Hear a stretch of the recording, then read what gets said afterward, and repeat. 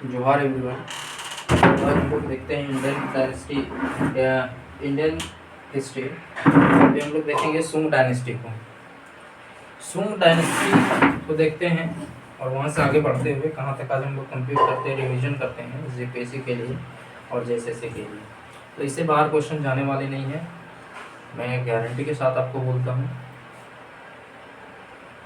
क्योंकि ये काफ़ी संक्षिप्त में और ज़्यादा से ज़्यादा इम्पोर्टेंट कंटेंट को बना के आया हूँ। आपको लिख के बताऊँगा, मेरे पास तो नोट्स हैं। ओके, तो चलो जितना लिखा हुआ पहले उसका बात करता हूँ। तो सुंग वंश हमारा जो है वो सुंग डायनेस्टी मौर्य डायनेस्टी के बाद आता है। मौर्य डायनेस्टी बेसिकली 327 से स्टार्ट होकर ये चलता है 185 तक, और 185 से फिर हमारा चलता है सुंग डायनेस्टी। ओके, 185 से लेकर के 75 ईस्वी तक, जिसमें एक हमारा क्या आ जाता है, सक्संबुद्ध भी आ जाता है इसमें। तो ये जो हो गया ये मौर्य डायनेस्टी का हो गया, तो ये सुंग डायनेस्टी हो गया। सुंग डायनेस्टी का जो संस्थापक है वो पुष्यमित्र सुंग हुआ, पुष्यमित्र सुंग हुआ। इसकी अगर जानकारी का साधन बताऊं कि इसका जानकारी का जो मुख्य स्रोत है वो कहाँ कहाँ से लिया गया है, कहाँ कहाँ से मिला है, तो हिस्ट्री में मनु एक लेखक हुए जिसे मनुस्मृति लिखे हैं। पाणिनि भी उसी तरह है, जिसके बुक का नाम जो है अष्टाध्यायी है। उसी तरह बाण भट्ट ने जो लिखा है वो हर्षचरित है, जिसमें बताया गया कठोर चरित्र के बारे में, सुंग वंश के कठोर चरित्र के बारे में, राज्य का इतिहास और हर्षवर्धन का जीवन चरित्र का वर्णन किया गया है।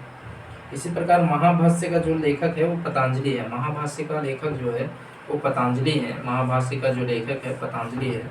और पतंजलि जो है वो पुष्यमित्र शुंग के गुरु भी हुआ करते थे। ओके, जिसने जो है पतंजलि ने संस्कृत व्याकरण लिखा है, साथ ही साथ योग की बात करी गई है इनके बुक में। और आज के रामदेव बाबा जो हैं वो इन्हीं को पतंजलि इन्हीं के नाम पर पड़ा है। जो रामदेव अपना प्रोडक्ट बनाते हैं वो इन्हीं के नाम से बनाते हैं। इन्होंने जो है पुष्यमित्र शुंग ने 2 अश्वमेध यज्ञ करवाया था, और अवनों का आक्रमण भी इसी समय हुआ है। वसुमित्र ने यवनों को हराया था। वसुमित्र ने के द्वारा यवनों को हराया जाता है, और पुष्यमित्र शुंग ने 2 अश्वमेध यज्ञ करवाते हैं। वसुमित्र ने यवनों को हराया था। यवनों में जो है डेमेट्रियस को हराया था। यवनों में जो है वो किसे हराया था, तो डेमेट्रियस को हराया था। डेमेट्रियस को पराजित किया था, डिफीट किया हुआ था। अब प्रशासन की मैं बात करूँ इनकी प्रशासन व्यवस्था में पहली बार जो है विवाह का उल्लेख जो है इन्हीं के शासनकाल पे मिलता है। और मनुस्मृति में राजा के देवी की उत्पत्ति की चर्चा की गई है। करी गई है। अगर कॉइन्स की बात करूं तो कॉइन्स में चांदी का सिक्का हुआ करता था, जिसे पुराण या धरन कहा जाता था। पुराण या धरन कहा जाता था। उसी प्रकार सोना को दिनार कहा जाता है।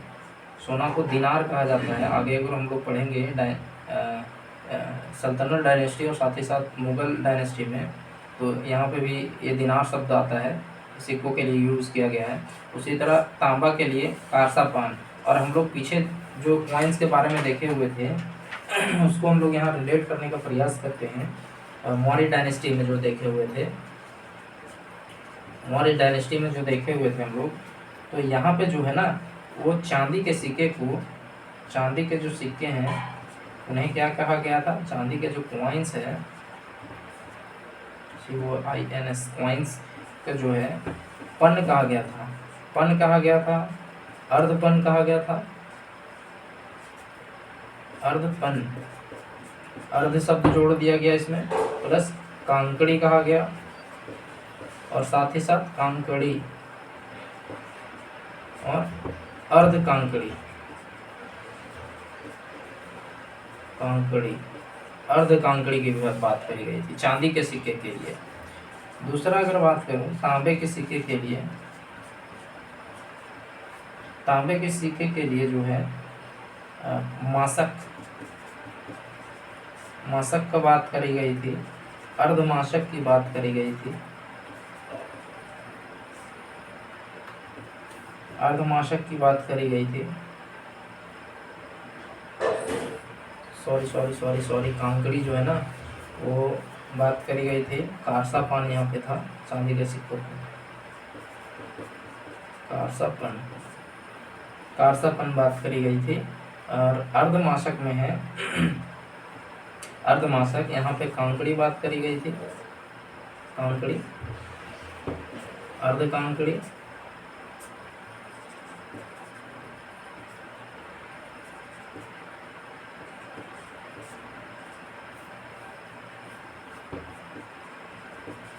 अर्ध कांकड़ी करी गई थी।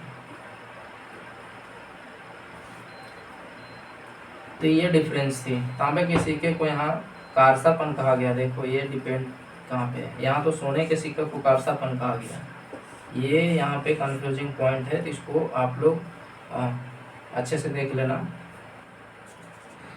कारसापन जो है वो करी गई थी, कारसापन जो है वो चांदी के सिक्कों को मौर्य डायनेस्टी में बोला गया, जबकि इसकी जो सिक्के की वैल्यू थी वो धीरे धीरे, अगर हम लोग हिस्ट्री से चलते आए हुए हैं तो जो है कॉइन्स का वैल्यू, पैसे का वैल्यू जो है वो घटते गया है, आज तक भी वो घटते जा रहा है। चूँकि पहले 50 पैसे के सिक्के जो थे 50 पैसे के वो चलते थे, लेकिन आज चलने की क्यों नहीं लगे, क्योंकि वैल्यू इसका घट गया,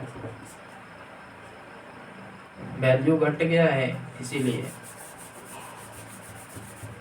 यानी कि इसके मुताबिक आपको वो सामान अभी मिल नहीं रही है, पहले मिलती थी 50 पैसे में सारी चीज़ें।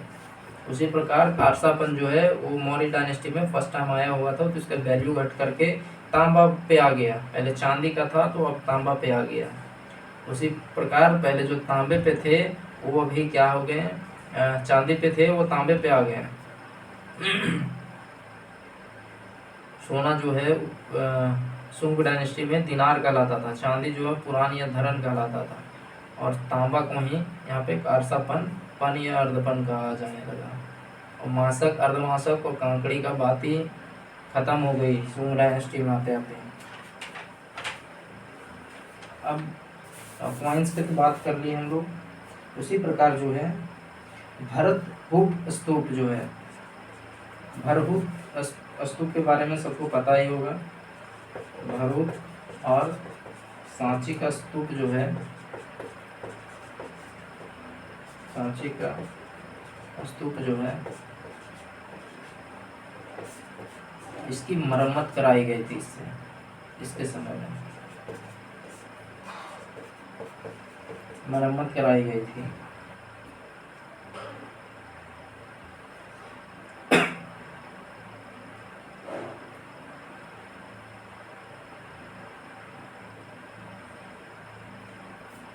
अब अगर सुंग डायनेस्टी का अंतिम शासक के रूप में अगर देखूं, अंतिम शासक के रूप में जो है वो देवभूति हुआ करता था। देवभूति हुआ, पहला तो पुष्यमित्र शुंग हुआ, उसके बाद देवभूति सबसे अंतिम हुआ, और देवभूति हुआ। देवभूति का हत्या जो है, इसकी हत्या किसने किया? जो वासुदेव ने की। पहले के जो डायनेस्टी हुआ करते थे वो कोई ना उसे हत्या करके और उसके सारे साम्राज्य को अपने अंडर कर लिया जाता था। वासुदेव ने किया था और कर्ण वंश की स्थापना की थी, इसके द्वारा कर्ण वंश की स्थापना करी, कर्ण वंश की स्थापना करी।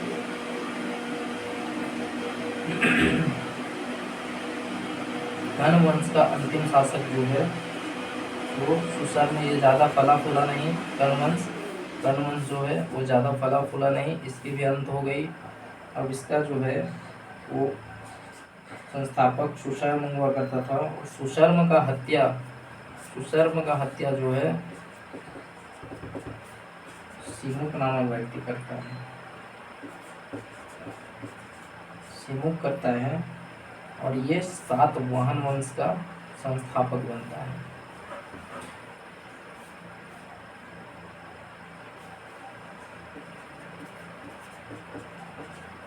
सातवाहन वंश का संस्थापक सिमुक ही कहलाता है।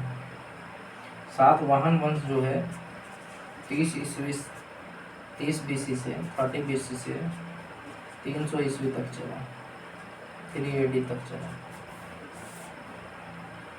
यह पहला जो है वह क्या था, तो ब्राह्मण समाज था जिसने सत्ता पे आया था। ब्राह्मण समाज था जो सत्ता पे आया हुआ था और सर्वाधिक समय तक शासन करने वाला भी शासक यह वंश हुआ।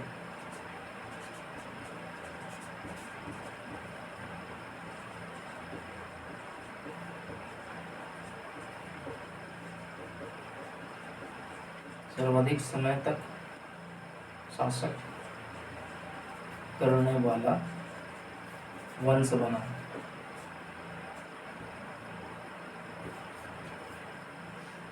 जानकारी का जो साधन अगर बात करूं तो जानकारी का साधन जो है वो प्री स्टोरी में पढ़ना ही पड़ता है।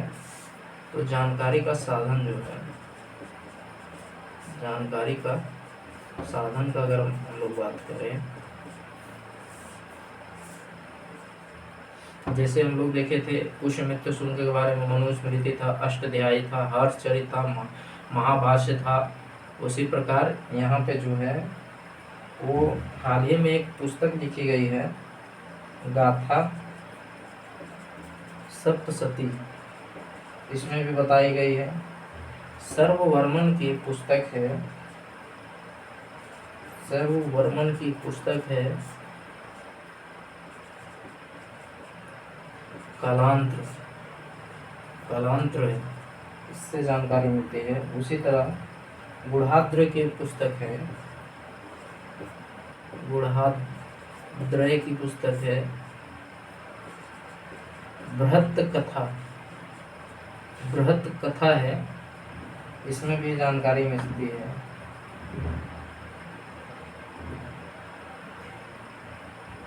इस डायनेस्टी का सबसे महान शासक जो हुआ,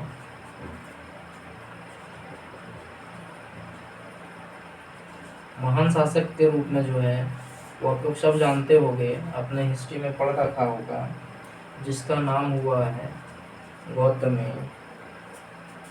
पुत्र सतकर्णी।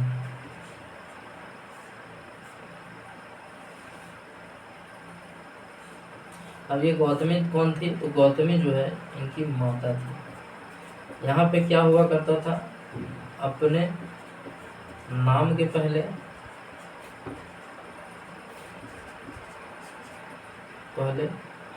अपने माता की नाम को जोड़कर बताया जाता है।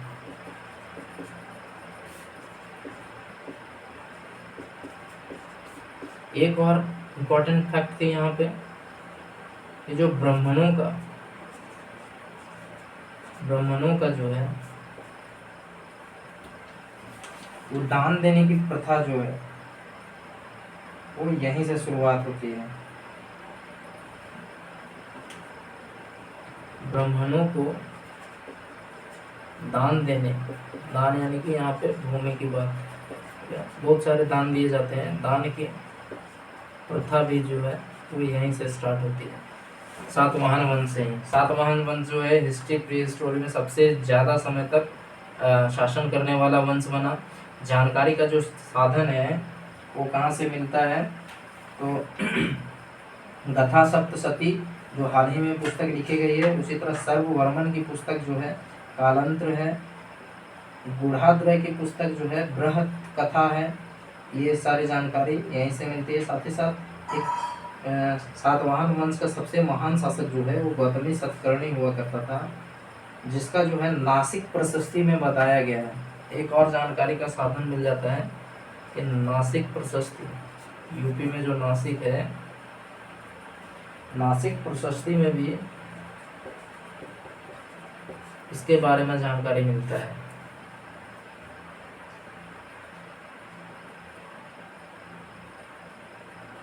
सतकर्णी प्रथम ने भी जो है 2 अश्वमेध यज्ञ करवाया था। जैसे पुष्य मित्र शुंग ने करवाया था 2 अश्वमेध यज्ञ, उसी प्रकार इन्होंने भी करवाया था।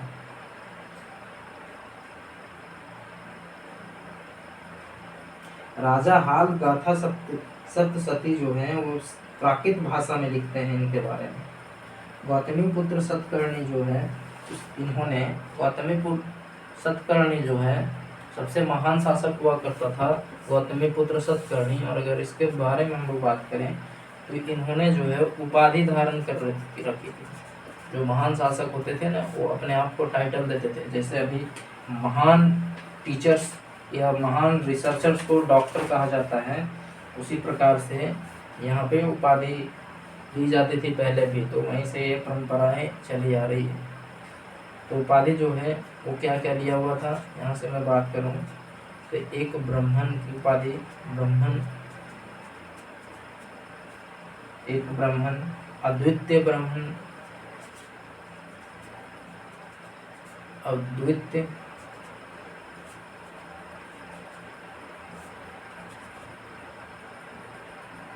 अद्वितीय ब्राह्मण, द्वितीय परशुराम,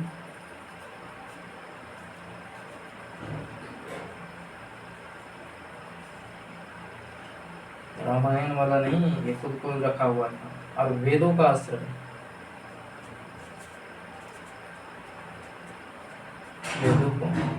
वेदों का आश्रय ज्ञाता।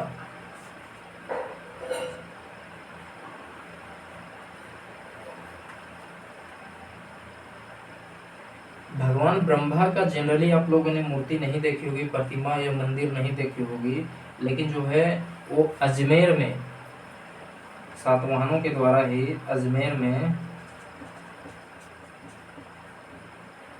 के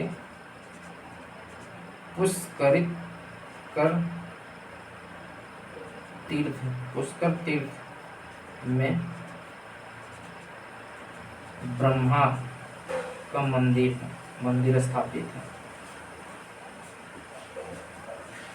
अजमेर में। जनरली आप लोग शिव जी को देखे होंगे, विष्णु भगवान जी को देखे होंगे, उसी प्रकार यहाँ पे अजमेर में जो है वो ब्रह्मा जी के मूर्ति का स्थापना करवाई गई है, मंदिर बनवाई गई है। तो ये तो सारी चीजें थी पुष्यमित्र शुंग के बारे में, पुष्यमित्र शुंग की डायनेस्टी के बारे में। उसके बाद हम लोग देखे कनवंश, कनवंश में ज़्यादा कोई इंपॉर्टेंट बातें नहीं थी। उसके बाद हम लोग देखे सातवाहन वंश, पुष्यमित्र शुंग वंश देखे हम लोग 185 से 75 ईस्वी तक। उसके बाद 75 से कनवंश वगैरह आया।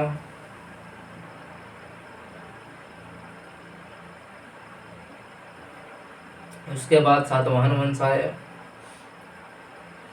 अब एक बार रिपीट कर लेते हैं स्पीड से। तो शुंग वंश के बारे में जो है पुष्यमित्र शुंग जो इसके संस्थापक बने, संस्थापक हुए, 185 से 75 ईस्वी तक इसका शासन काल रहा। इसमें जो है जानकारी का जो साधन है, स्रोत जो हुआ है जानकारी का, कहाँ से मिला है भारतीयों को जानकारी। तो मनुस्मृति जो है, मनु बहुत बड़े लेखक हुआ करते थे, जिसमें मनुस्मृति अपने बुक में मनुस्मृति में इनके बारे में बताया गया है। पुष्यमित्र शुंग के बारे में अष्टध्यायी पाणिनि का जो लिखा हुआ है उसमें भी जानकारी इनको प्राप्त होती है। हर्षचरित जो है बाणभट्ट, इसी में बताया गया है, बाणभट्ट के द्वारा लिखा गया हर्षचरित में कि कठोर चरित्र इनका था। और साथ ही साथ राज्य का इतिहास के बारे में और इनका जीवन चरित्र के बारे में भी बताया गया है। पतंजलि जो है वो पुष्यमित्र शुंग के गुरु हुआ करते थे और इन्होंने जो है महाभाष्य लिखा है, साथ ही साथ संस्कृत व्याकरण का भी व्याख्या किया हुआ है और योग के बारे में भी बताया गया है। 2 अश्वमेध यज्ञ करवाते हैं इन्होंने और 2 अश्वमेध यज्ञ जो है वो सातवाहन वंश में भी हुआ था। लेकिन अगर एग्जाम में आपको पूछे तो पुष्यमित्र शुंग का ही बारे में बताना है। अगर ऑप्शन में डबल दे दे तो भाई पुष्यमित्र शुंग भी होंगे और साथ ही साथ सातवाहन वंश में गौतमी पुत्र सतकर्णी भी आएंगे इनमें। तो 2 अश्वमेध यज्ञ करवाते हैं, यवनों का आक्रमण होता है इन पे, लेकिन ये वसुमित्र ने इनको हराया था और डेमेट्रियस नामक यवन या यूनानी हुआ करता था जिन्होंने हार का सामना किया था वसुमित्र से। फर्स्ट टाइम जो है विवाह का उल्लेख जो है इसी के शासनकाल में इन्होंने यानी कि शुंग वंश के डायनेस्टी में ही मिलता है। मनुस्मृति में राजा के देवी की उत्पत्ति की चर्चा के बारे में बताया गया है। इनका जो है सिक्के के बारे में इन्हें जानकारी मिलती है इनके शासनकाल में सिक्के की बारे में कि जो चांदी के सिक्के हुआ करते थे उसे पुराण या धारण कहा जाता है। साथ ही साथ उसी प्रकार सोने का जो सिक्का हुआ करता था उन्हें दिनार कहा जाता था और तांबा का जो सिक्का हुआ करता था उसे कारसा पान कहा जाता था। जबकि तांबा का सिक्का जो है वो तांबा का सिक्का कारसा पान हमारा तो शुंग वंश में है, लेकिन यही कारसा पान जो है चांदी के सिक्के में बदल जाता है इनसे पहले के डायनेस्टी में, यानी कि मौर्य साम्राज्य में कारसापन जो हुआ करता था वो चांदी का सिक्का हुआ करता था और साथ ही साथ उसे अर्धपन भी कहा जाता था। और अगर मौर्य डायनेस्टी की बात करूं तो मौर्य डायनेस्टी में तांबे के सिक्के को मासक, अर्धमासक और कांकड़ी कहा जाता था। तो उसके बाद में देखूं शुंग डायनेस्टी में ही तो भरतु और सांची का स्तूप का मरम्मत कराई गई थी इनके शासनकाल में। अंतिम शासक जो है शुंग डायनेस्टी का वो देवभूति हुआ जिसे वासुदेव ने हत्या कर दी। वासुदेव ने हत्या करके कर्ण वंश की स्थापना किया और कर्ण वंश की जो स्थापना किया वासुदेव ने, अब वासुदेव की हत्या जो है सुशर्म ने किया। वासुदेव की हत्या सुशर्म ने कर्ण वंश की स्थापना किया और सुशर्म जो है वो शिमुक ने सुशर्म की हत्या किया और सातवाहन वंश का स्थापना किया। सातवाहन वंश प्रथम ब्राह्मण वंश है जिन्होंने यहाँ से क्या क्या 2 चीज़ें स्टार्ट हुई थी सातवाहन वंश से। अपने नाम के पहले अपने माता का नाम जोड़ना जो आज भी साउथ इंडियन में जोड़ा जाता है और साथ ही साथ जो ब्राह्मणों का दान दिया जाता है वहीं से प्रथा अभी तक चली आ रही है।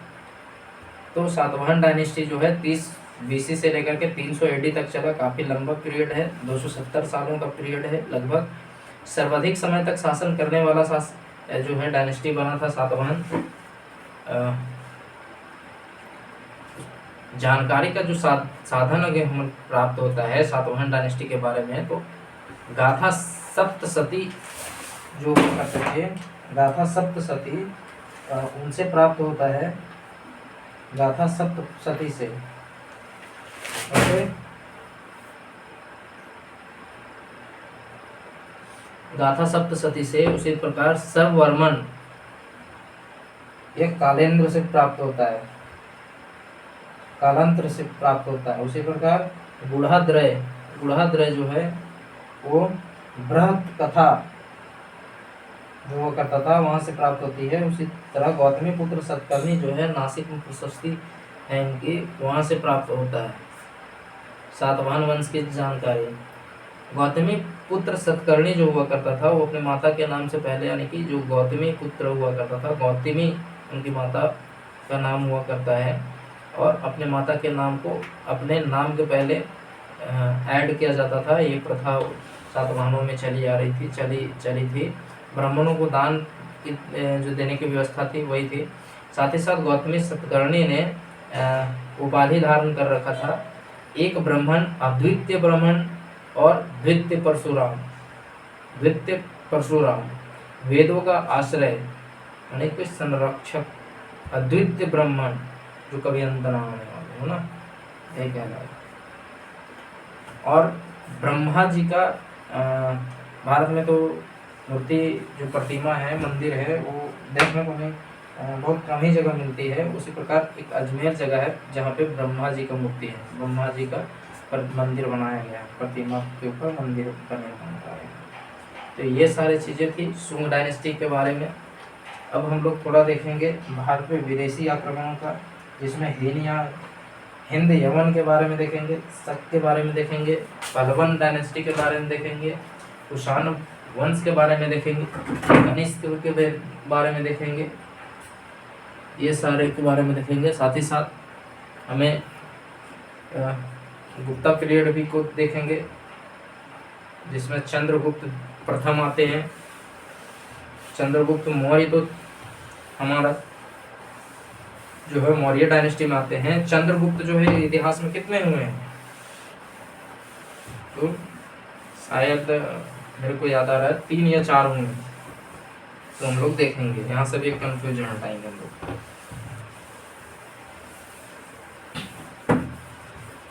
बढ़ते हैं,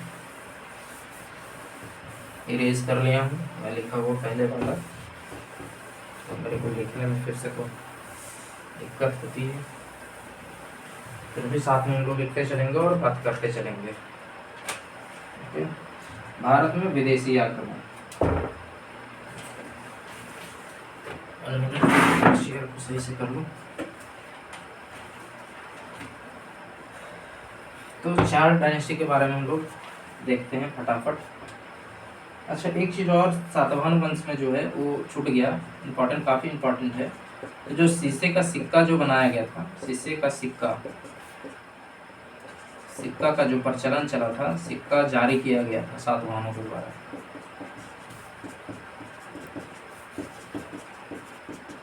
सातवाहनों के द्वारा, ओके, ये इम्पोर्टेंट है। तो हम लोग डायरेक्ट देखेंगे भारत में, भारत पर विदेशी आक्रमण। पहला हम लोग हिंद यवन नाम से पता चल रहा था, पर चल रहा है। उसके बाद शक, तीसरा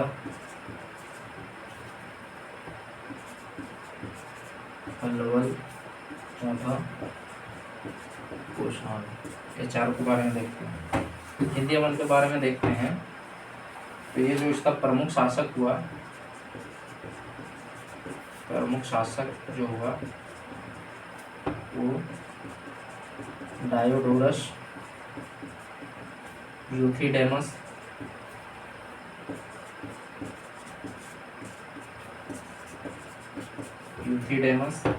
डेमेट्रियस,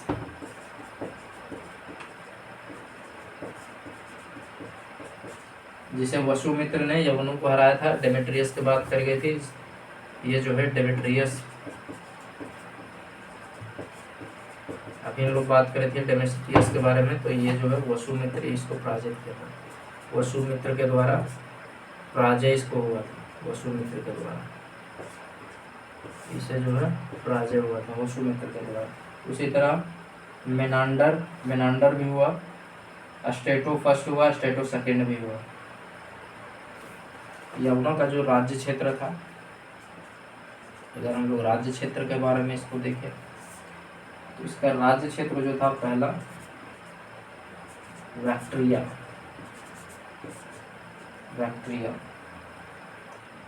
से जो है झेलम नदी तक,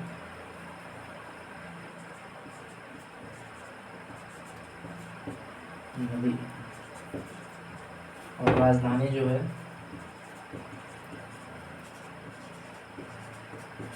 तक्षशिला को बनाया हुआ।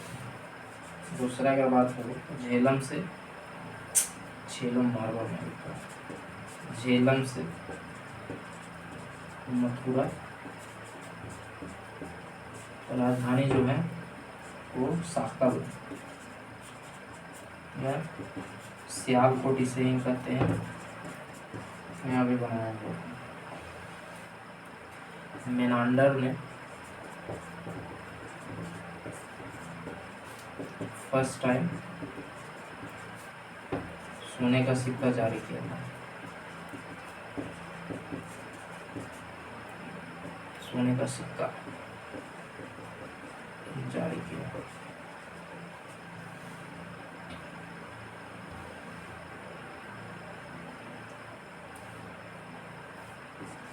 और जो ये सिक्का जारी किया गया, इसी में ये आकृति आकृति आकृति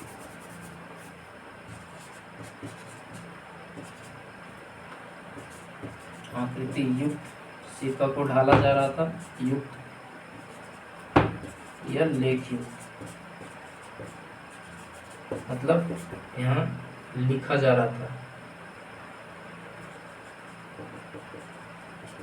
रिटेल किया जाता और यहाँ पिक बनाया जाता ना, कोई भी पिक है, इमेज है, आकृति बनाया जा रहा था। यवनों से ही इम्पोर्टेंट, काफी इम्पोर्टेंट ये क्वेश्चन बनेगा, यवनों से ही जो है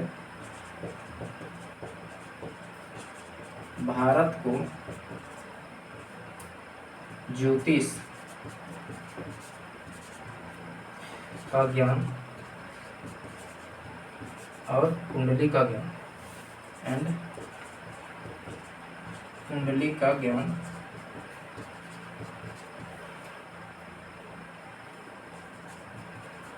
आदि, कुंडली का ज्ञान,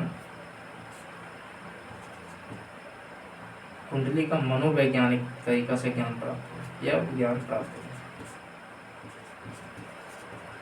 तो ये सारी हमारे हिंद यवन डायनेस्टी पे हुआ था। अब हम लोग शक डायनेस्टी की बात करें, दूसरी शक डायनेस्टी, ये शक वंश। तो इसमें क्या हुआ था, भारत में 4 राज्य क्षेत्र हुए थे, तक्षशिला, मथुरा, महाराष्ट्र, सौराष्ट्र से मालवा तक क्षेत्र।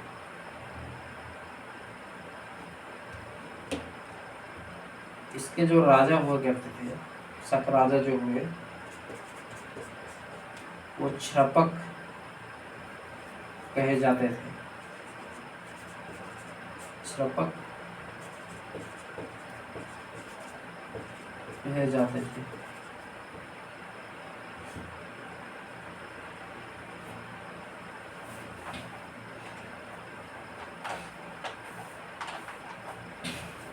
यहाँ एक आता है नाम नहपान, जो है वो राम वंश का शासक हुआ करता था। शासक का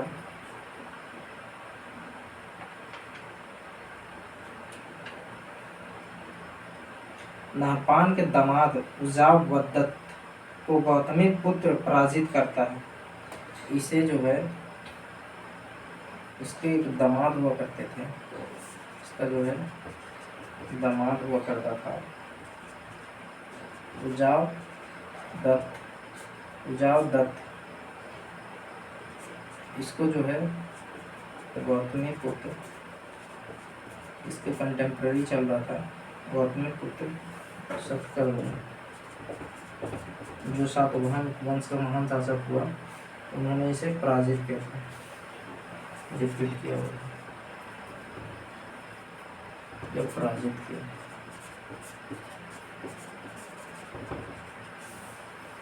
करदम वंश का जो शासक हुआ, करदम वंश का शासक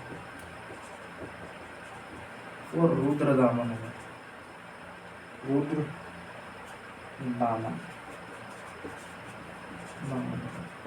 तो शक वंश के बारे में देखिए फटाफट, चूंकि इसको इरेज करेंगे तो एक बार रिपीट कर लेते हैं। भारत में विदेशी आक्रमण को अगर देखें, इम्पोर्टेंट है, तो हिंद यवन वंश, शक वंश, पल्वन वंश और कुषाण वंश। प्रमुख शासक जो है हिंद वंश का डायोडोरस हुआ, यूथिडेमस हुआ, डेमेट्रियस हुआ, जिसे वसुमित्र ने हराया हुआ था,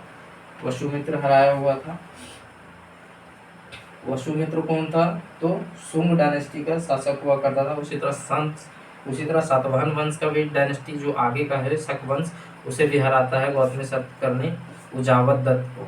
नाहपान के दामाद को उजावदत्त हुआ करता था, उसे हराता है। तो मेनांडर ने फर्स्ट टाइम सोने का सिक्का जारी किया।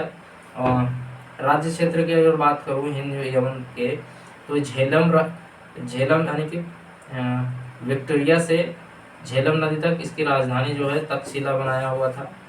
झेलम से मथुरा तक साकल या सियालकोट बनाया हुआ था अपनी राजधानी।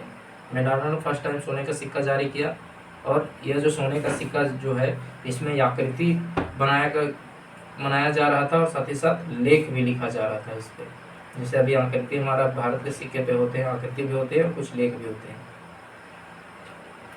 तो सब चीज़ें वैसे ही होते हैं।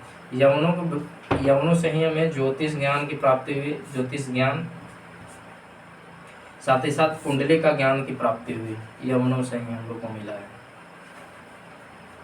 उसके बाद अगर बात करें तो शक वंश आता है। उसके बाद शक वंश का राजा को जो है श्रपक कहा जाता है। इसी में नहपान नामक एक शासक होता है, छहरांत वंश का यह शासक होता है, छहरांत वंश का।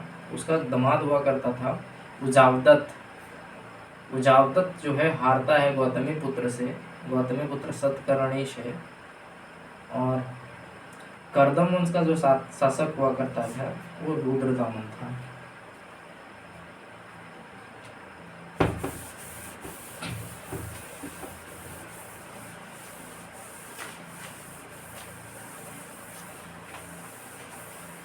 ज़्यादा डीप में हम लोग यहाँ नहीं है, जो इम्पोर्टेंट है उसी पर डीप पे जाएंगे। तो पहलवान वंश,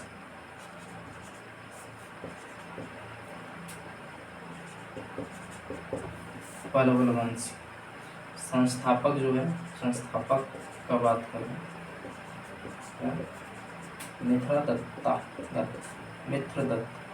मित्रदत्त हुए। शक्तिशाली शासक के रूप में अगर देखूँ हम लोग यहाँ पे,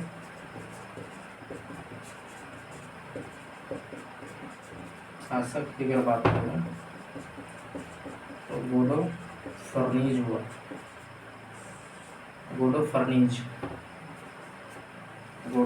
हुआ। इसी गोडो फर्नीज के समय पे एक ईसाई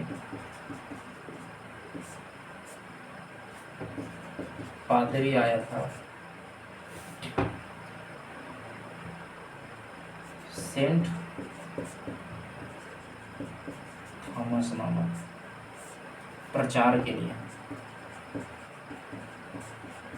ईसाई धर्म का प्रचार के लिए आया हुआ था। बस इतना ही इम्पोर्टेंट है इसमें। तो संस्थापक जो है मित्रदत्त हुआ, शक्तिशाली शासक के रूप में गोडो फर्नीज हुआ। इसी के समय पे जो है एक ईसाई पादरी ईसाई धर्म का प्रचार के लिए सेंट थॉमस नामक व्यक्ति जो है वो भारत आता है। पलवन वंश समाप्त। अब हम लोग कुषाण वंश आते हैं। कुषाण वंश ये काफ़ी इम्पोर्टेंट है। 78 AD से, AD होगा ना भाई, 375। चलो कुषाण की अगर बात करो लोग, तो इसका तो संस्थापक जो है, उसका तो है नहीं, फिर भी काफ़ी इम्पोर्टेंट डायनेस्टी है तो देख लेते हैं हम लोग। संस्थापक जो है, स्थापक,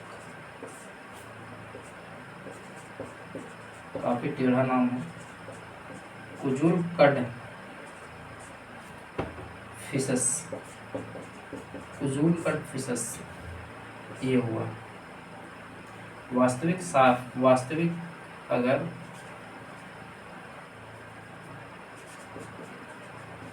वास्तविक संस्थापक अगर देखें तो वास्तविक संस्थापक जो है विमक डफिसस हुआ। विमक डफिसस हुआ। काफ़ी ये विदेशी नेम है तो काफ़ी टेढ़ा मेढ़ा ये नाम से। विमक डफिसस नहीं, शुद्ध सोने का सिक्का जारी किया। सोने का वो सिक्का जारी किया। इसके द्वारा जो है पुडुल डफिसस के द्वारा सिक्कों पर जो है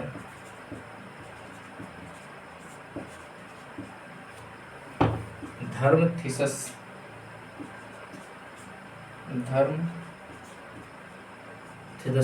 लिखा है।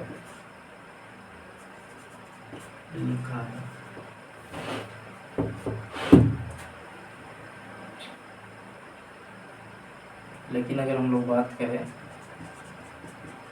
सर्वाधिक सोने के सिक्के जो है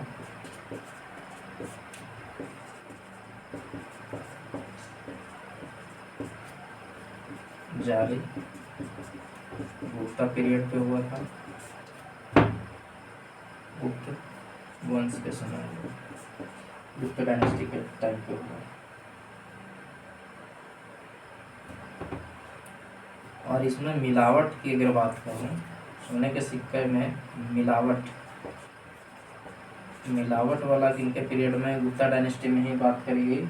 तो स्कंदगुप्त, बार बार मैं बोल रहा हूँ कॉइन्स की वैल्यू जो है वो घटती गई जा रही है, घटती जा रही है। तो स्कंदगुप्त के समय मिलावट सोने के सिक्के जारी किए गए। ये सारी हमारी कुषाण वंश की बेसिक चीज़ें हो गई। सोने के सिक्के जो है पहले भी जारी हो चुके थे।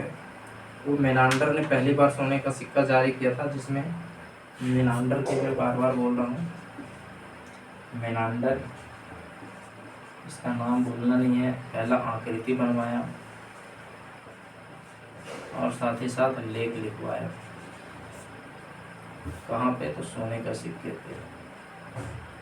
मेनांडर जो है वो कौन सा डायनेस्टी का था? तो हिंद यवन डायनेस्टी का, हिंद यवन डायनेस्टी का हुआ करता था। तो ये सारी चीज़ें बेसिक हो गई। अब हम लोग देखते हैं इसका सबसे महत्वपूर्ण शासक जो है वो कनिष्क हुआ। कनिष्क हुआ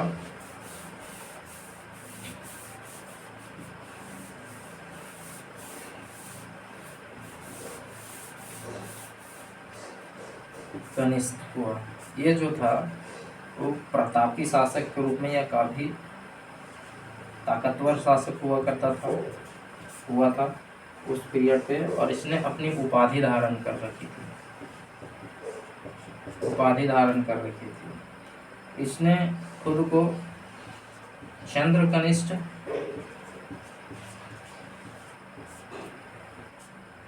देवपुत्र और साथ ही साथ स्वर्ग पुत्र भी बोला। अपने आप को स्वर्ग बताते हैं विदेशी। बताओ भाई,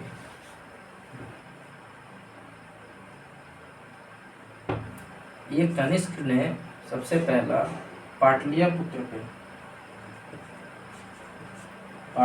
पे आक्रमण करता है। आक्रमण करके अद्भुत जो है, एक अद्भुत तरह का यहाँ पे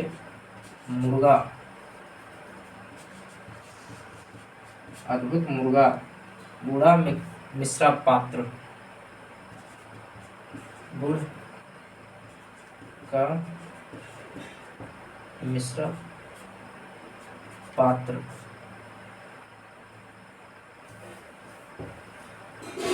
और लेखक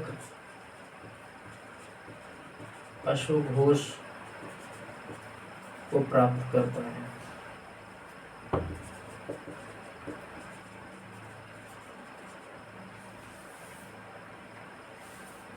यही कनिष्क ने चाइना पर भी आक्रमण करता है,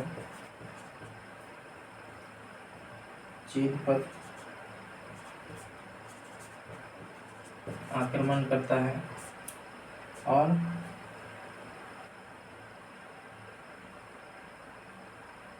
चीन पर आक्रमण करता है। उसमें चाइना का जो है हान चाओ पर आक्रमण करके आक्रमण करता है खुद हार जाता है। चांद पाओ यहाँ पे जीता हुआ है, जीत गया। इसी के समय 78 ईस्वी में भारतीय शक संवत कैलेंडर जो है हिंदुओं का, उसे जारी किया जाता है। शक संवत जो है कैलेंडर जारी किया जाता है। इसी के शासनकाल पे गांधार कला कहाँ का था, तो ये लाहौर का हुआ करता था। एंड जो है मथुरा कला, ये मथुरा का ही था, इसका विकास होता है। आपको मंदिरों में काफ़ी देखने को मिल जाएगा गांधार कला के मंदिर है, जो है नॉर्थ साइड पे भी बना हुआ है, साउथ साइड पे भी। मथुरा कला का तो मथुरा में नॉर्थ साइड पे ही बना हुआ है। दरबारी कवि के रूप में जो है कनिष्क के दरबारी कवि के रूप में ये दरबारी विद्वान देखते हैं।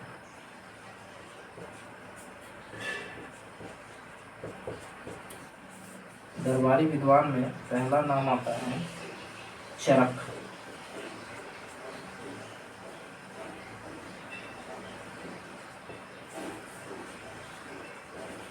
जो दवा के शायद चरक संहिता जो है वो दवा के बारे में उसमें मिलता है। उसी तरह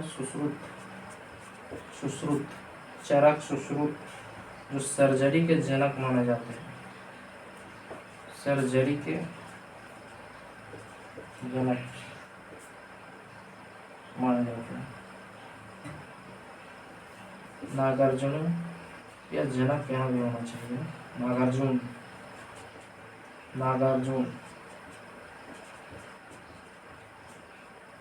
भारत का आइंस्टीन कहा जाता है।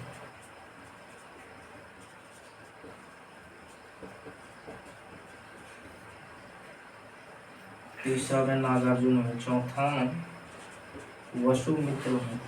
ये सारे विदेशी जो है भारतीयों को उठा के काफ़ी अच्छे लोगों को अपने दरबार पे बैठाया करते थे और सारी जानकारी यहाँ से लेकर के, और आज ये चूतिया लोग विदेशियों बोलते हैं कि हमसे आगे हैं। अरे कहाँ तुम आगे हो, देखो ना भाई, अशोक घोष हमारे ही बुक को ट्रांसलेट करके खुद को छाप के और थोड़ी बहुत इधर उधर करके उल्टी सीधी बातें करते हो। कनिष्क जो है, जो चीन से होकर के रेशम मार्ग गुजरता था,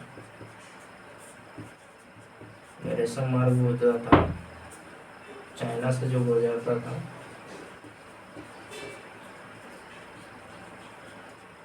उस पे जो है कब्जा किया था कनिष्क। अपना जो राजधानी ये बना के रखा था,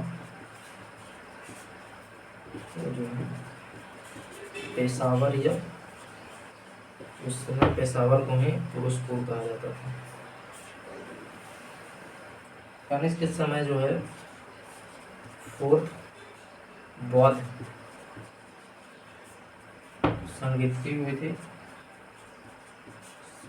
की हुई, जिसमें जो है संस्कृत भाषा को यूज किया गया था।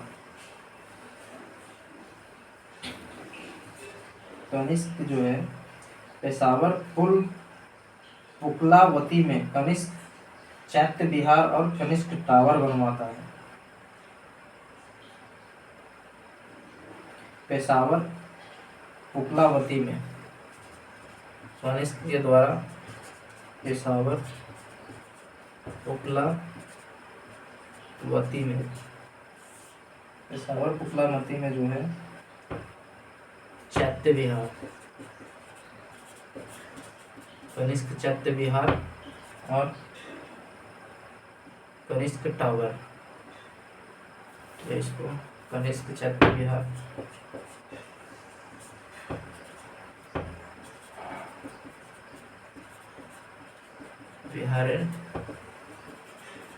टावर बनवाता है, जो 13 मंजिला हुआ करता था।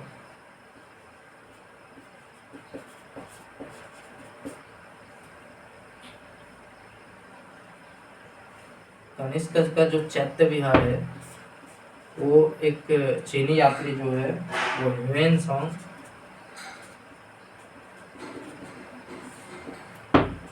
देखता है। उस समय ये यहाँ पे भी घूमने के लिए आया था, ट्रेवलर जो था ह्वेन सॉन्ग वो यहाँ पे भी घूमने आया था।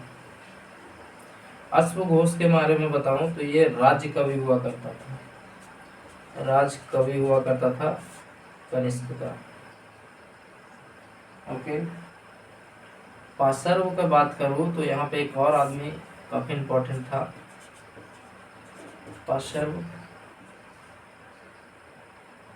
पाशर्वनाथ जो थे वो कनिष्क के गुरु थे।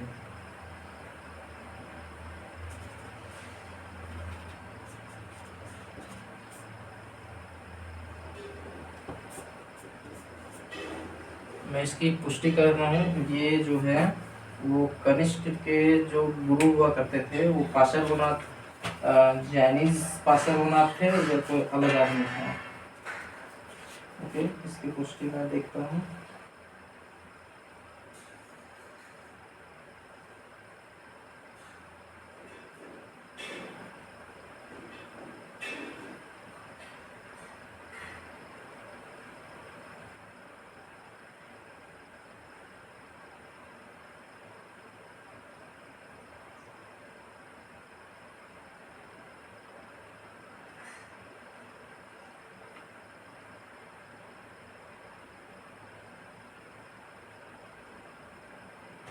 तो इसको हम लोग बाद में देखेंगे, तो मेरे को नहीं मिला अभी। ओके, तो आगे मैं बात करूँ इसकी।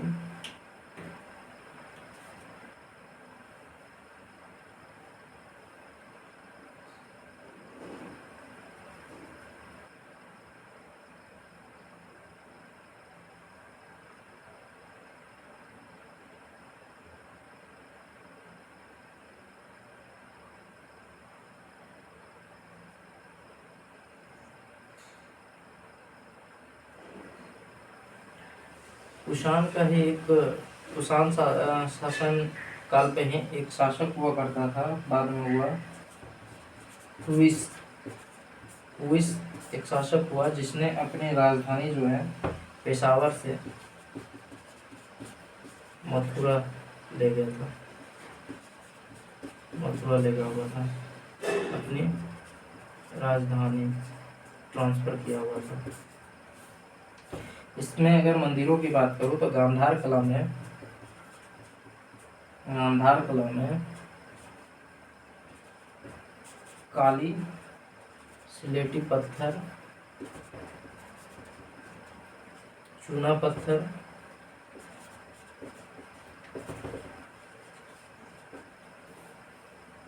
से बनी बौद्धिकता और सौंदर्यपन दिखाई पड़ता है, बौद्धिकता और सौंदर्यपन दिखाई पड़ता है। लाहौर में जो है वो बना हुआ है मंदिर। गांधार कला में पद्मावती और अवलोकितेश्वर की प्रतिमा बनी हुई है।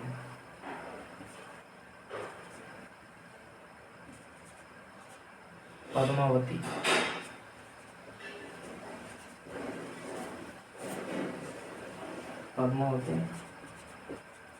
अवलोकितेश्वर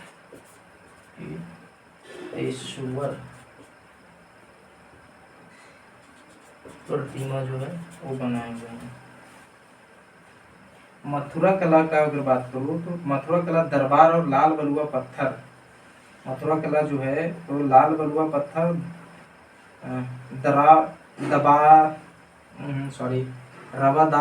रवादार और लाल बलुआ पत्थर, वत्तीदार पत्थर का प्रयोग आध्यात्मिकता और भावुकता का मूर्तियों में प्रयोग होता था।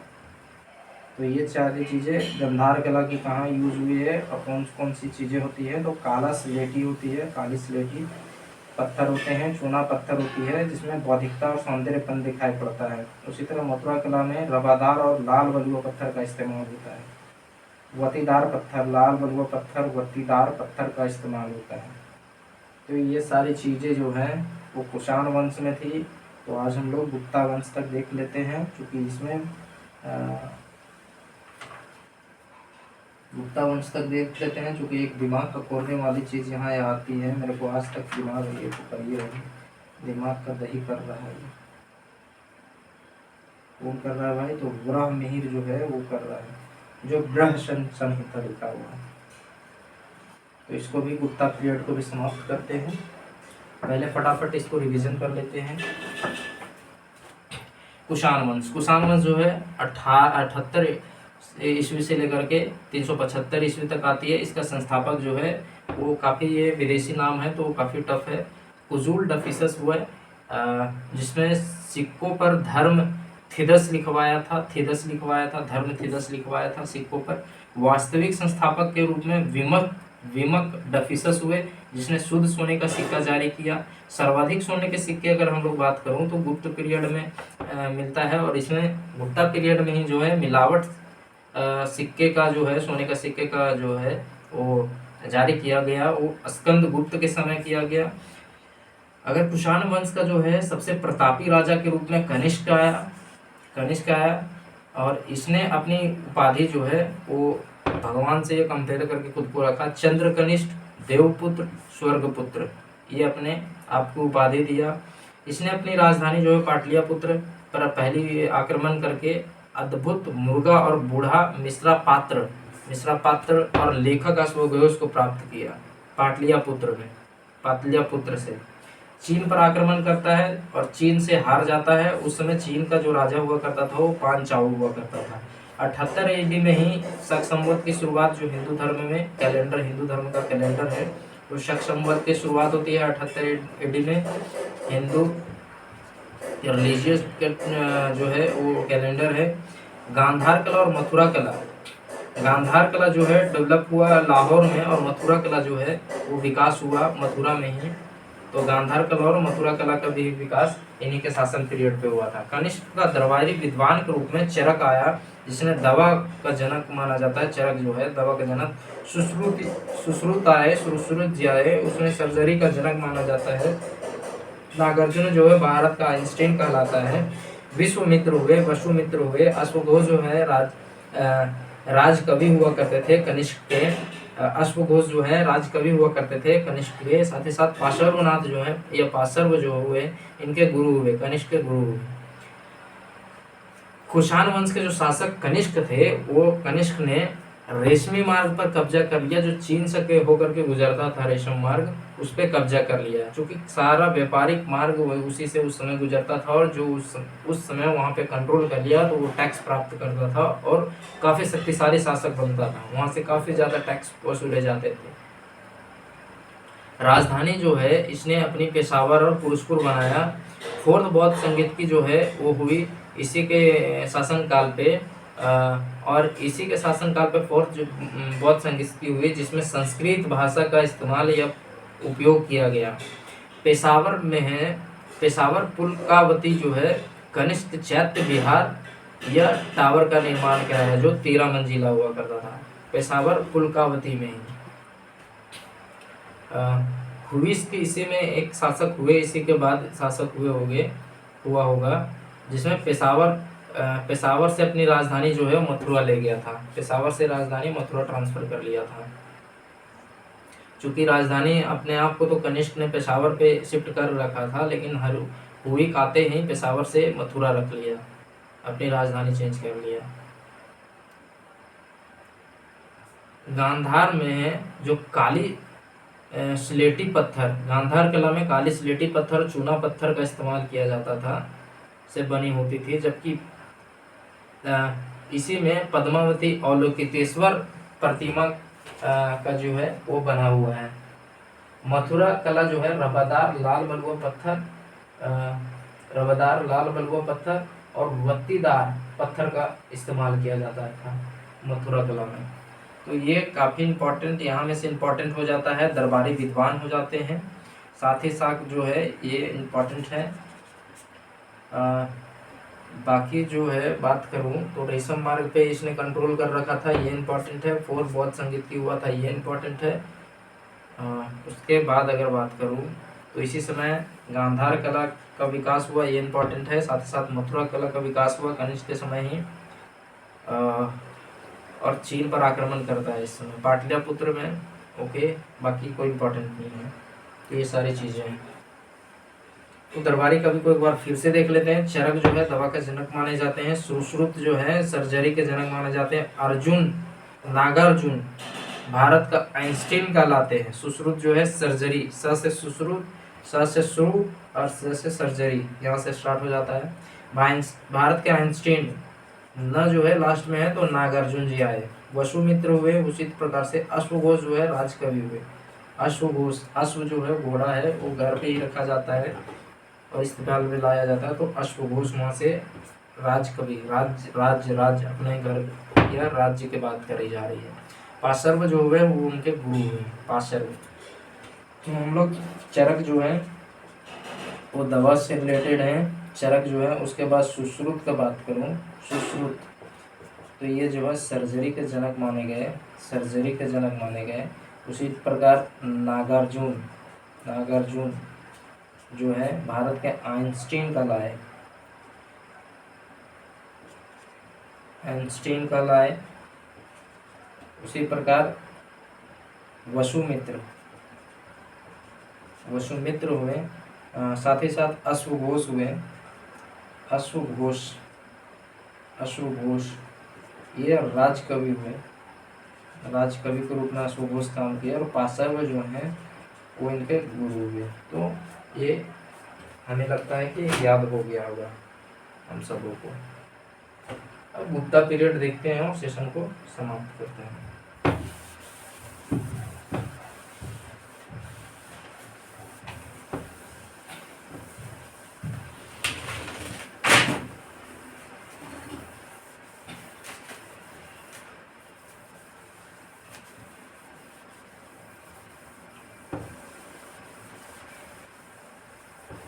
वन मिनट मैं ले रहा हूँ।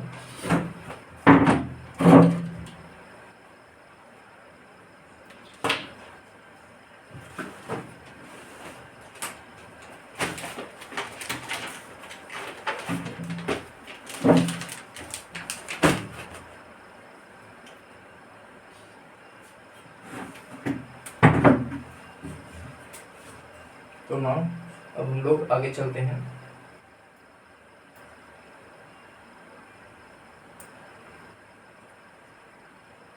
So we now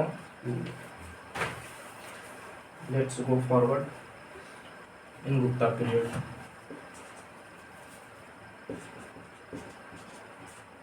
गुप्त वंश,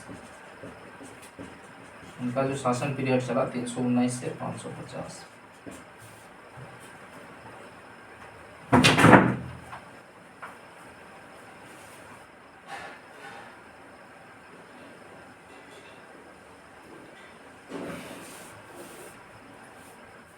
इसका जो संस्थापक हुआ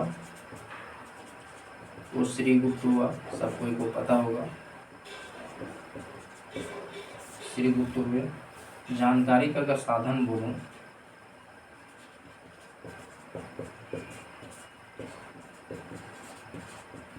जानकारी का साधन का बात करूं तो ये मेरे को बहुत दिक्कत करता है। मतलब इसमें एक ब्रह्ममिहिर है, उसके बारे में कामसूत्र से लेखक, इनका लेखक जो है वो वात से आयन हुए, वात से आयन। दूसरा अगर बात करें अमरकोश, इसके लेखक जो है, बार बार मैं लेखक नहीं था, लेखक जो है वो अमर सिंह है। इसलिए अगर बात करूँ तो पंचतंत्र आता है, और पंचतंत्र का लेखक जो है वो विष्णु शर्मा है, विष्णु शर्मा। चौथा अगर बात करूँ तो इसका जानकारी का जो साधन है वो पंच सिद्धांतिका,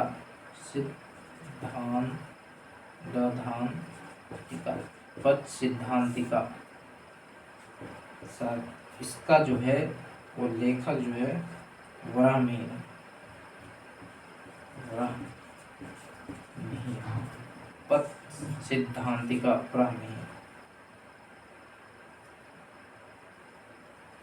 एक मिनट, पद सिद्धांतिका भी है, ग्रह जातक भी है, ग्रह संहिता भी है।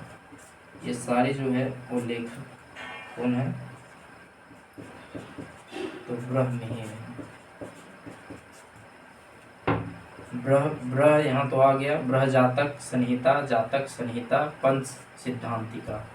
पद सिद्धांतिका, ब्रह जातक और ब्रह संहिता, ये इसका लेखक जो है वो ब्रह्मी है। साथ ही साथ पांचवा अगर मैं बात करूं तो फाहियान, पांचवी अगर बात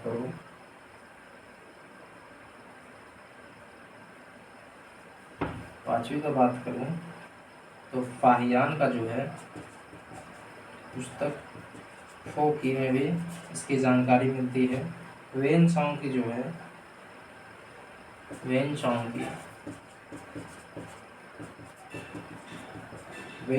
की जो है राजकुमार ने, प्राचीन यात्रियों का राजकुमार ने सी यू की लिखा, इसमें भी इसकी जानकारी मिलती है। वेन सॉन्ग की जीवनी हिवली लिखते हैं, वेन सॉन्ग की जीवनी जो है वो हिवली अंग्रेजी राइटर था, जिन्होंने अंग्रेजी में अनुवाद विल करते हैं, जिसका अनुवाद अंग्रेजी में जो है अनुवाद इंग्लिश में जो है विल नामक व्यक्ति करता है। ये तो बेसिक जानकारी होगी। संस्थापक हो गए श्रीगुप्त। जानकारी का साधन जो है वो कामसूत्र है। इसमें वात्स्यायन जी ने बताया है, अपने लेखक हुआ करते थे कामसूत्र के वात्स्यायन जी। अमरकोश के लिए लेखक अमर सिंह हुए। यहाँ से तो अमर से अमर हो गया अमर सिंह। पंचतंत्र के विष्णु शर्मा हो गए, ये तो याद है सबको। वात्स्यायन हुए, पंचतंत्र के विष्णु शर्मा हुए। उसी तरह पंच सिद्धांतिका के ब्रह्मी हुए, और ब्रहजातक और ब्रह संहिता, ब्रहजातक और ब्रह संहिता जो ब्रह्मीर हुए। साथ ही साथ फाहियान के पुस्तक फोकी में भी इनकी जानकारी मिलती है। वेन सॉन्ग की पुस्तक सी यू की में भी जानकारी मिलती है, और वेन सॉन्ग की जीवनी जो है हिवली लिखते हैं, और इसका अनुवाद जो है विल करता है, उसमें भी इनकी जानकारी मिलती है। अभिलेख भी कुछ मिले हैं। प्रयाग प्रशस्ति, अगर अभिलेख की बात करें तो मैंने पिछले जितना भी सेशन हुए हैं उसमें बात करूँ तो समुद्रगुप्त के समय प्रयाग प्रशस्ति जो है अभिलेख मिले। एरन अभिलेख जो है भानुगुप्त के शासक उस समय हुए, उस समय मिला। संजली का अभिलेख जो है रामगुप्त के शासन काल के खिलाफ बताता है, उसके बारे में। मेहरौली का लेख जो है चंद्रगुप्त द्वितीय के बारे में बताता है। उदयगिरी का लेख जो है चंद्रगुप्त द्वितीय के बारे में बताता है। मथुरा का लेख जो है, मथुरा का, विल्सद का और इंदौर का लेख के बारे में कुमारगुप्त के शासन के बारे में बताता है। कुमारगुप्त प्रथम के शासन काल के बारे में बताता है। सूपिया का लेख जो है, और भीतरगांव और साथ ही साथ जूनागढ़, ये तीनों के बारे में स्कंदगुप्त के पीरियड के बारे में बताता है। अब अगर हम लोग बात करें तो सबसे पहला यहाँ पे चंद्रगुप्त प्रथम हुआ। गुप्त वंश का सबसे प्रथम शासक जो है, प्रथम तो मैंने बोल सकता हूँ, ये काफी प्रतापी राजा हुआ चंद्रगुप्त प्रथम। चंद्रगुप्त फर्स्ट हुआ, जिसने 319 से, इसका शासन पीरियड का क्या था, 319 से लेकर के 350 तक, यानी कि लगभग 31 वर्ष तक इसने शासन किया। 31 वर्ष तक इसने अपनी उपाधि भी रख रखी थी। उपाधि की अगर बात करूँ तो उपाधि क्या क्या रखा हुआ था, तो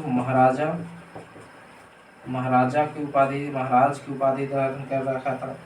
महाराजा धीराज का उपाधि धारण कर रहा था। महाराजा धीराज का उपाधि धारण कर रखा था।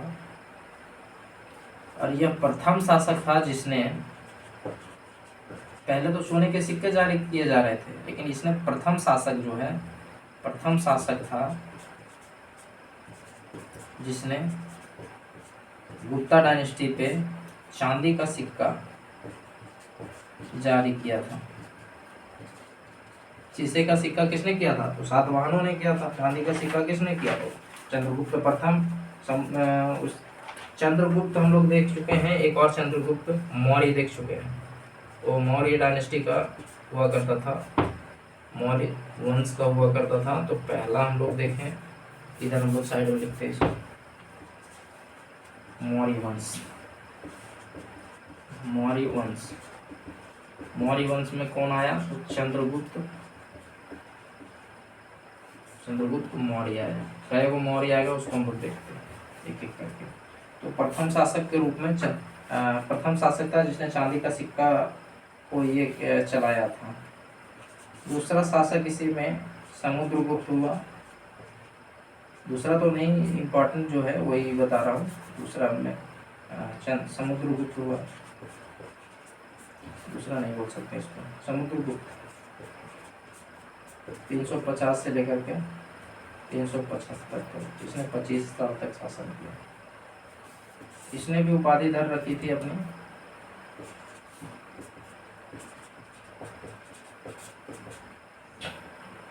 इसने जो उपाधि धर रखी थी वो क्या रखा था? तो कविराज। एक्चुअल में ये कवि भी हुआ करता था और वीणा वादक भी हुआ करता था। कविराज के पीछे का क्या कारण है? तो ये कवि भी हुआ करता था, कवि था, वीणा वादक भी था। वीणा उसी समय से बजाया जा रहा है।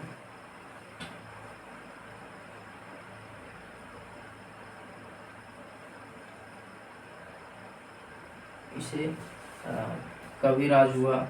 साथ ही साथ विक्रमांक भी अश्वमेध यज्ञ करवाता है, जिसके बाद इसने विक्रमांक का उपाधि धारण करता है।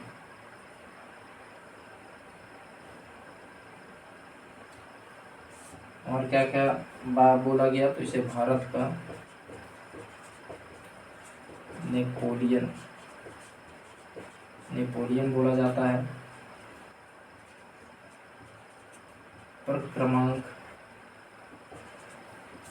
क्रमांक बोला जाता है। यम भी बोला जाता है, कुबेर भी बोला जाता है, इंद्र भी बोला जाता है। वी.ए. स्मिथ के द्वारा जो है नेपोलियन, भारत में नेपोलियन शब्द का ये संज्ञा दिया जाता है।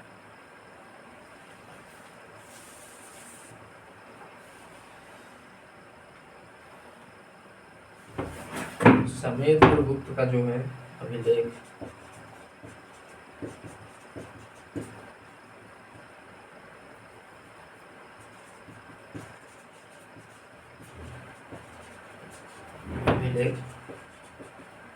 प्रयाग प्रशस्ति की बात करें,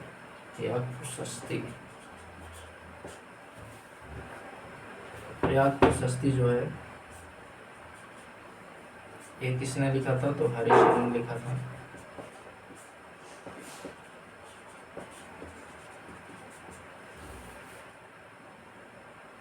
प्रयाग प्रशस्ति जो है वो चंपू शैली में है। प्रयाग प्रशस्ति लेखक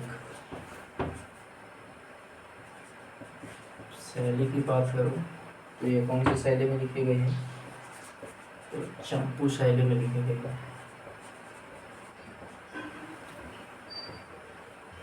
इसमें प्रयाग प्रशस्ति में जहांगीर एंड बीरबल की बात करी गई है। बीरबल का भी जिक्र किया गया है।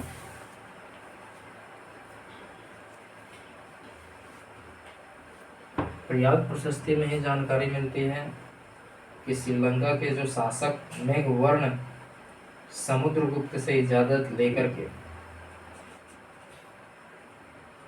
ये श्रीलंका के थे। लंका का शासक हुआ करता था, शासक था कौन? तो मेघवर्ण हुआ करता था शासक श्रीलंका का, जिसने इजाजत लिया किससे? तो समुद्रगुप्त से। इजाजत लिया किससे? तो समुद्रगुप्त से। इजाजत लेकर के लंका में बौद्ध भिक्षुओं के लिए बौद्ध वृक्ष, सबसे पहला तो बौद्ध वृक्ष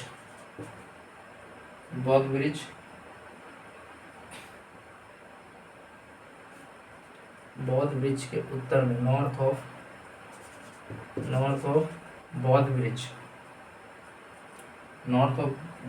यानी कि उत्तर में श्रीलंका के बौद्ध भिक्षुओं के लिए बौद्ध विहार बनवाता है। श्रीलंका के बौद्ध भिक्षुओं के लिए बौद्ध वृक्ष बनवाता है। चूंकि हम लोग देख चुके थे कि अशोक के समय जो है, और चंद्रगुप्त मौर्य के समय जैन धर्म का प्रचार हो रहा था, अशोक के समय में बौद्ध धर्म का प्रसार हो रहा था। और उसी समय जो है बौद्ध धर्म का प्रसार के लिए महेंद्र और संघमित्र ने, अब इसका जो है सबसे पहला कहाँ से लिंक होता है? तो महेंद्र और साथ ही साथ संघमित्र के द्वारा यहाँ पे प्रचार किया गया था। प्रचार प्रसार के लिए श्रीलंका गया हुआ था। श्रीलंका यहाँ से लिंक हमारा होता है। और ये जो बौद्ध वृक्ष को जो है कटवाता कौन है? तो शशांक नामक व्यक्ति, शशांक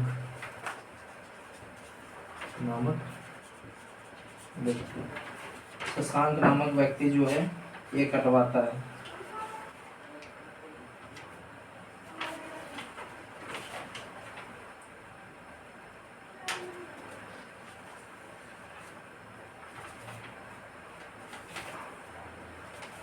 इसकी पुष्टि थोड़ा सा मैं देख कर लेता हूँ।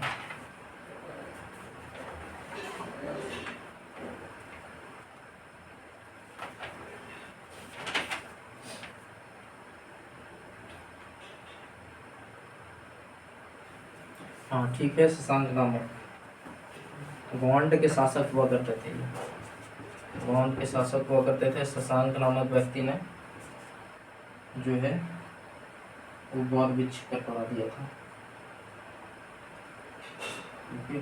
ये शिव का काफी क्लोज भक्त था, शिव भक्त था। तो हम लोग बात कर रहे थे, इन्होंने जो है बौद्ध भिक्षु के लिए बौद्ध विहार बनवाता है। उसके बाद समुद्रगुप्त के बाद रामगुप्त आया। समुद्रगुप्त हुआ, रामगुप्त पहला पुत्र हुआ करता था समुद्रगुप्त का, रामगुप्त। रामगुप्त के समय में क्या हुआ था? तो रामगुप्त को शर्मगुप्त भी कहा जाता था और जैन धर्म के संरक्षक था। यह जो था वो जैन धर्म का संरक्षक था। इसी प्रकार मौर्य डायनेस्टी में चंद्रगुप्त मौर्य ने जैन धर्म को स्वीकारा था और अशोक ने बौद्ध धर्म को स्वीकारा था। तो यहाँ भी उसी प्रकार से समुद्रगुप्त ने बौद्ध धर्म को स्वीकारा और उसका पुत्र, जो फर्स्ट पुत्र था रामगुप्त ने, वो जैन धर्म का संरक्षक बन गया, यानी कि जैन धर्म का अनुयायी बना हुआ था, इसीलिए संरक्षण उसको दिया। इसके बाद सेकेंड पुत्र के रूप में जो है वो चंद्रगुप्त द्वितीय आता है। देखो कितने चंद्रगुप्त आ गए। एक तो चंद्रगुप्त वंश का हो गया उधर, दूसरा हमारा हो गया चंद्रगुप्त ना, तो चंद्रगुप्त प्रथम हो गया हमारा गुप्त वंश में, गुप्ता वंश में हो गया चंद्रगुप्त फर्स्ट हो गया। तीसरा इसी में गुप्ता डायनेस्टी में ही समुद्रगुप्त का चंद्रगुप्त यहाँ भी आया, चंद्रगुप्त द्वितीय आया है। ये कौन था? तो समुद्रगुप्त का, समुद्रगुप्त का सेकेंड पुत्र हुआ करता था, सेकेंड सन था। 3 चंद्रगुप्त हमारे हिस्ट्री में आते हैं। ये काफ़ी आदमी परेशानी होती है, काफ़ी स्टूडेंटों का, तो हम लोग अलग अलग कर देंगे। ये भी चंद्रगुप्त द्वितीय भी काफ़ी इम्पोर्टेंट है हमारे हिस्ट्री पे। चंद्रगुप्त द्वितीय, इसका शासन पीरियड 375 से लेकर के 415 ईस्वी तक हुआ है। इसने भी उपाधि धारण कर रखा था, इसने जो उपाधि धारण कर रखा था या टाइटल धारण कर रखा था वो देवराज कर रखा था। परम भागवत, परम भागवत, सकारी और विक्रमादित्य। विक्रमादित्य हम लोग को आगे भी दिल्ली सल्तनत में या तो फिर क्या बोलूँ मैं, गुलाम वंश में भी देखने को मिलेगा। तो फर्स्ट विक्रमादित्य के अगर बारे में बात करूं हिस्ट्री में, तो यही जो है फर्स्ट विक्रमादित्य कहलाते हैं। चंद्रगुप्त द्वितीय ही विक्रमादित्य फर्स्ट कहलाता है। इससे पहले भी एक हुआ है, लेकिन जनरली ये एसएससी मानता है और साथ ही यूपीएससी वाले लोग भी फर्स्ट विक्रमादित्य इसी को मानते हैं, चंद्रगुप्त द्वितीय को। शक शासक रुद्र सिंह तीसरे की हत्या करता है। चंद्रगुप्त के द्वारा जो है शक शासक जो है वो शक शासक रुद्र सिंह तृतीय की हत्या करता है। चांदी का सिक्के जो है अस्पक जारी करता है। यहाँ पे चांदी के सिक्के के रूप में जो है ये क्या कहलाया जाने लगा? चांदी के सिक्के अस्पक जारी किया गया, जारी करा था। चंद्रगुप्त द्वितीय के मंत्री वीरसेन थे, जो शैव थे यानी कि शिव के भक्त थे। चंद्रगुप्त द्वितीय के मंत्री जो थे वीरसेन, इसके मंत्री जो थे वीरसेन, ये शैव धर्म के अनुयायी थे, यानी कि शिव धर्म के अनुयायी थे। चंद्रगुप्त के सेनापति जो था, अगर सेनापति की मैं बात करूं तो सेनापति में आम का दर्व हुए, जो एक बौद्ध थे, बौद्ध थे। चंद्रगुप्त के दरबार में 9 रत्न रहते थे। दरबार में जो है 9 रत्न रहा करते थे, रहा करते। नवरत्न के रूप में ब्राह्ममिहिर यहाँ पे भी अपना जो है वो इसके दरबार में भी रहा था। साथ ही साथ गुप्त वंश के जो है वो ब्राह्ममिहिर गुप्त वंश में रहे। तो किसके दरबार में रहे थे? तो चंद्रगुप्त द्वितीय के ही दरबार में नवरत्न के रूप में इन्होंने अपनी सेवा दिया था। अमर सिंह जो है वो, अमर सिंह क्या लिखे हुए थे? तो अमर सिंह अमरकोश, अमरकोश जो है यानी कि गुप्ता डायनेस्टी में अमरकोश नामक बुक जो लिखी गई है वो अमर सिंह के द्वारा है। कालिदास भी यही नवरत्न के रूप में रहे, बेताल भट्ट भी यही रहे, शकू भी रहे, घटक पर्ण भी, धवंतरी भी, वरुचि भी और छपछक भी हुए। तो ये चंद्रगुप्त द्वितीय के बारे में हम लोग देखें। अब इसको एक बार रिवीजन करते हैं, आगे बढ़ते हैं। और काफ़ी इम्पोर्टेंट एक और हम लोग यहाँ पे देखेंगे, एक और शासक के रूप में कुमारगुप्त प्रथम। उसके बाद गुप्तोत्तर काल देख के और इसको समाप्त करेंगे। मैं इंक फिल कर लेता हूँ थोड़े, ओके, फटाफट मैं बोल देता हूँ, देख लो। गुप्ता वंश के रूप में अगर हम लोग देखें तो उसका शासन पीरियड 319 से लेकर के 550 तक रहा।